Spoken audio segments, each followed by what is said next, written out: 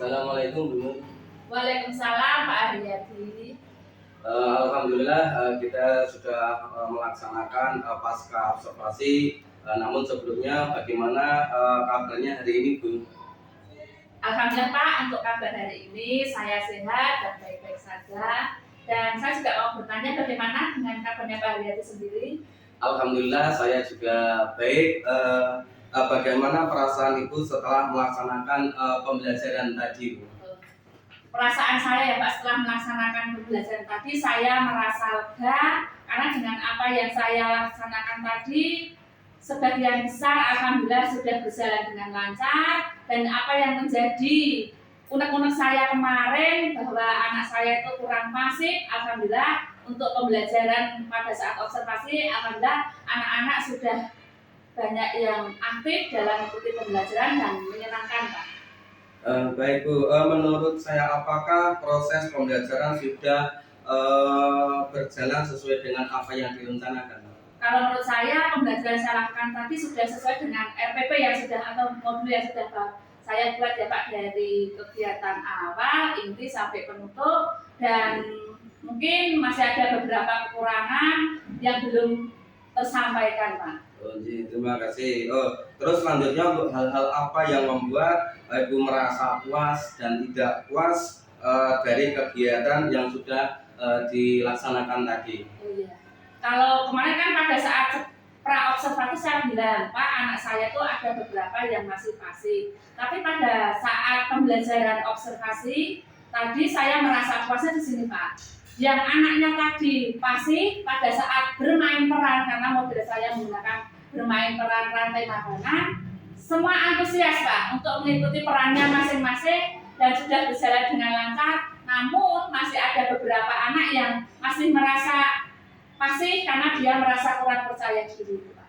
Baik. Selanjutnya dari pengamatan saya bagaimana pencapaian kompetensi siswa itu?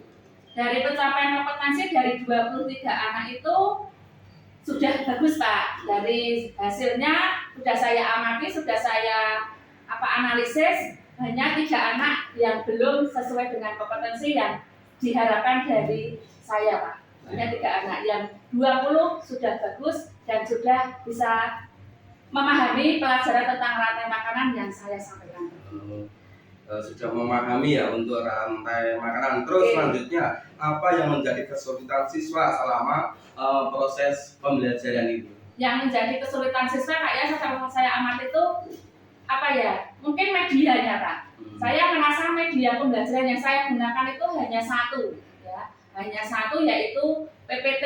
Mungkin ada anak yang gaya belajarnya ternyata tidak mendengarkan, ada yang membaca. Jadi seharusnya besok lagi kalau saya mengajar, saya memberikan media-media yang lebih. Jadi tidak hanya satu saja. Ceramah juga pasti mesti Pak ya, tapi media yang lain yang bisa menarik siswa supaya anak yang merasa tidak bisa paham lewat PPT bisa membaca secara langsung. Baik Bu. Terus selanjutnya kalau kesulitan Bu ini sendiri apa ya? Kesulitan saya yang pertama tadi Pak, saya kesulitan teruskan ya Pak. Pada saat PPT saya ada terkendala, tapi alhamdulillah kendala itu bisa saya atasi secara cepat, itu yang pertama. Terus kendala yang kedua, masih ada anak itu yang diam saja hanya duduk di tempat, padahal yang teman-teman yang lain sudah aktif untuk berperan sesuai dengan perannya masing-masing. Misalnya ada yang berperan menjadi padi, ada yang berperan menjadi tikus, ular, elang, dan pengure itu sudah berperan. Tapi anak itu setiap saya tanya itu tanyanya masih pasif Pak. Jadi dia masih bingung dengan peran mereka. Karena mungkin ya saya sendiri pada saat belum melakukan pendekatan semaksimal mungkin kepada anak tersebut. Baik. Terus selanjutnya kira-kira apa yang akan Ibu lakukan untuk memberikan alternatif untuk mengatasi kesulitan tersebut? Ya. Untuk mengatasi kesulitan saya, yang pertama tadi medianya ya Pak, saya akan menambah media-media pembelajaran yang menarik. Yang kedua, untuk anak yang masih pasif tadi, saya akan memberikan pendekatan secara individual untuk mengetahui latar belakang mengapa anak itu masih belum bisa aktif seperti teman-teman yang lain, masih menjadi pendiam dan kayaknya kalau di internet itu masih blank gitu Pak ya, karena konsentrasinya belum konsentrasi dalam hal konsentrasi untuk belajar itu dia masih kebingungan. Nah, terus yang selanjutnya mungkin saya juga akan melakukan pembelajaran yang lebih menyenangkan lagi. Kalau tadi kan hanya di dalam kelas terus Pak. Mungkin kalau dalam kelas kan anak-anak bosan ya.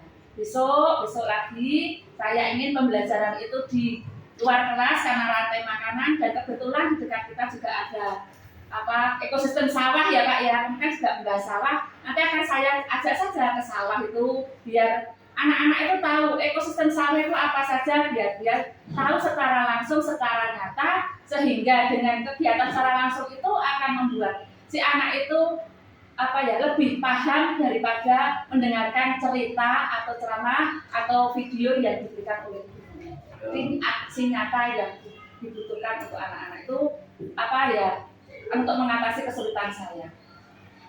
Baik Bu, selanjutnya hal-hal apa yang didapatkan dari kegiatan-kegiatan tersebut?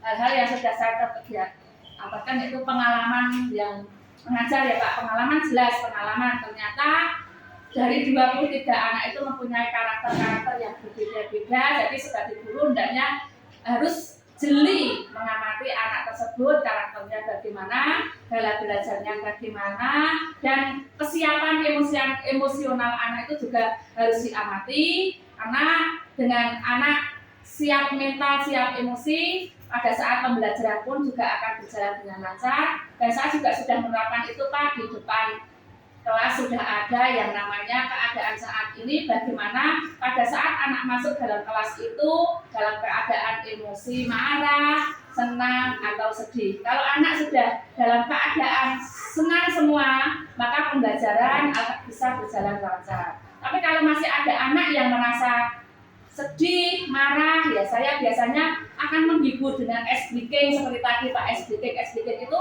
dimana nanti apa yang membuat anak itu marah dari rumah tadi atau kesedihan dari rumah tadi, dengan adanya ice breaking ya saya berikan atau cerita-cerita dulu dengan anak, saya mengharapkan anak itu bisa konsentrasinya lebih baik. Jadi dengan emosional anak juga harus saya perhatikan.